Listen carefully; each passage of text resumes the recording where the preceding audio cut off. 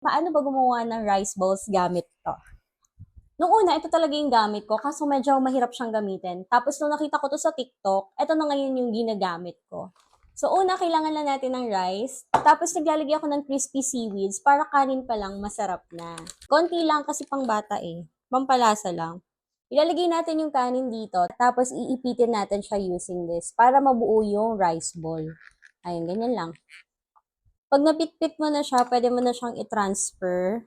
Dinadiretso ko na siya sa baonan kasi matibay naman siya, guys. Ayan. O, 'di ba? May rice ball ka na, tapos lalagyan mo na lang siya ng ulam. Then, gawa tayo ng rice ball gamit 'to. Lagyan lang din na natin ng kanin, then shake, shake, shake, shake, shake, shake. Ayan o. Hindi siya pantay-pantay, sabog-sabog pa rin siya. Bago ako makagawa ng rice ball dati, grabe. Ayan. Yung dalawa ko okay na, yung isa, hindi pa rin. Kung gusto mo naman lagyan ng design, gagamit